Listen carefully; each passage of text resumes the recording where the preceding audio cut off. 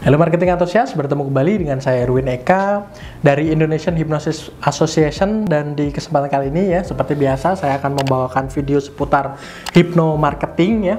Dan bagi Anda yang ingin belajar hypno marketing terlebih dahulu ya, sekali lagi Anda bisa mengunjungi website kami di masterhypnotis.com ya untuk info seputar pelatihan hypno marketing. Dan di kesempatan kali ini kita akan menjawab pertanyaan atau memberikan penjelasan tentang storytelling. Jadi storytelling itu ya, mungkin sebagian dari Anda sudah menyadari bahwasanya hal tersebut cukup penting atau ya cukup ampuh untuk berjualan, termasuk di dalamnya adalah berjualan secara online dan mampu menghipnotis konsumen. Oke, jadi kita akan berbicara tentang storytelling.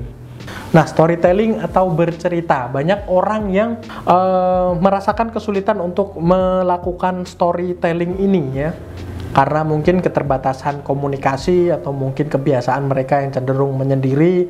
Ada yang memiliki mindset bahwasanya mereka adalah seorang yang introvert dan lain sebagainya. Nah, di awal sebelum kita menginjak lebih lanjut tentang storytelling ini ya, tidak ada orang yang terus kemudian lahir ke dunia ini dengan kemampuan storytelling yang terus kemudian baik tanpa proses pembelajaran, tanpa melewati fase di mana mereka mempraktekkan kemampuan storytelling yang ada. Jadi ya, untuk menjadi seorang storyteller yang baik ya, atau seorang pencerita yang baik, Anda hanya butuh yang namanya jam terbang atau pengalaman. Nah, mungkin Anda merasa kesulitan ya mencari seseorang yang bisa atau mau mendengarkan cerita Anda. Nah, kalau semacam seperti itu tidak masalah. Anda bisa dengan memanfaatkan gadget yang ada ya, Anda coba bercerita terhadap orang lain sekalipun kondisi Anda sendiri. Anda rekam ya di voice recorder, terus kemudian Anda dengarkan melalui headphone gitu ya. Kalau Anda malu ya karena mendengarkan suara sendiri, seolah-olah Anda membuat podcast ya, atau Anda bisa juga seperti membuat podcast namun Anda dengarkan kepada diri Anda sendiri. Jadi semacam podcast dari Anda untuk Anda. Kalau misalnya Anda belum punya keberanian yang kuat untuk menguploadnya di sosial media, Anda bisa dengarkan terhadap diri Anda sendiri, dan itu terbukti sangat efektif untuk meningkatkan kemampuan Anda, skill Anda untuk menjadi seorang pencerita yang baik. Di situ Anda akan mendapati apakah cara bertutur kata Anda, volume Anda, intonasi Anda, terus kemudian diksi atau pemilihan kalimat atau kata yang Anda susun sudah cukup baik ataukah tidak, sudah cukup baguskah membangkitkan ide dari para pendengarnya atau belum.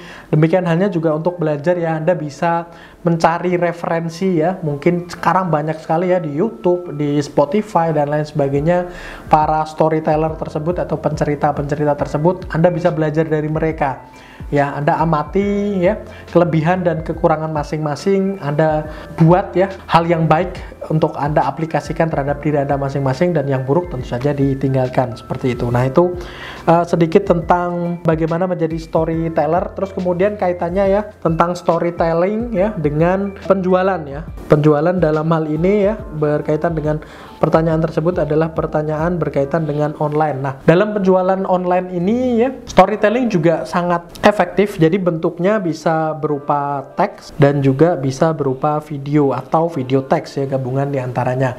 Nah, ketika Anda melakukan penjualan tersebut ya, Anda bercerita bagaimana misalnya ya dalam bentuk teks ya, misalnya di sebuah website begitu ya, ada artikel yang menceritakan tentang pengalaman para pengguna dari barang yang Anda jual tersebut atau jasa yang Anda jual tersebut ya. Jadi teks dan video itu bisa berupa pengalaman mereka, terus kemudian ya sebelum hal ini benar-benar Anda publish ya, dan ini teks ini juga selain di website mungkin Anda berupa caption dan lain sebagainya, Anda baca terlebih dahulu ya berulang-ulang kali, terus kemudian Anda aktifkan imajinasi Anda. Apakah sudah cukup bisa mewakili atau merepresentasikan apa yang ingin Anda ceritakan? Video juga semacam seperti itu, Anda tonton terlebih dahulu apakah cukup relevan, apakah membangkitkan imajinasi mereka, apakah membuat mereka yang menontonnya atau yang membacanya seolah-olah menjadi bagian dari apa yang dia ceritakan ataukah tidak, semacam seperti itu. Dan hal ini akan sangat memiliki dampak yang sangat luar biasa berkaitan dengan penjualan. Kenapa seperti itu ya? Saya jelaskan. Ketika kita memaksa seseorang untuk membayangkan sesuatu atau kita istilahkan yaitu imajinasi. Nah, imajinasi ini ada di bawah sadar. Ya, kita ketahui bahwasannya hipnosis, hipnoterapi itu sumbernya ada di pikiran bawah sadar. Ketika seseorang memasuki fase imajinasi ini, maka mereka akan mengakses bawah sadar mereka. Mereka akan melewati pikiran sadar dan juga filter mental.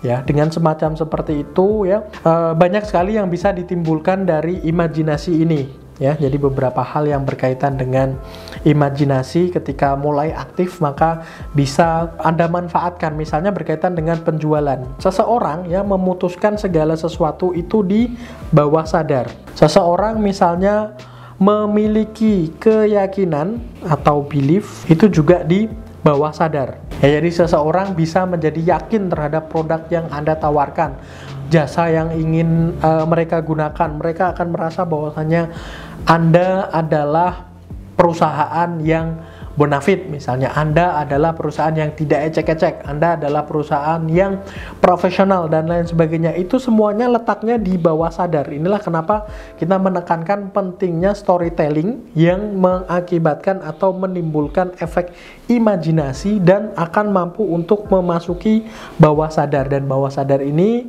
ya seperti saya bilang sebelumnya, 88% lebih kuat impact-nya terhadap diri seseorang dibanding pikiran sadar. Jadi seseorang memutuskan untuk membeli, untuk berlangganan, untuk bahkan memiliki keyakinan bahwasanya produk atau jasa Anda adalah yang terbaik di antara yang lain, atau mungkin yang termurah, atau mungkin yang paling worth it, atau yang paling memberikan benefit, keuntungan, dan lain sebagainya. Semuanya terletak bawah sadar, dan itu bisa Anda dapati ketika Anda melakukan itu tadi ya, storytelling. Nah, bentuk storytelling yang bisa Anda lakukan seperti tadi ya, teks atau video, karena kita spesifik ke penjualan online. Mungkin di kesempatan yang lain kita akan menjelaskan tentang ketika storytelling secara langsung ya, face to face ya.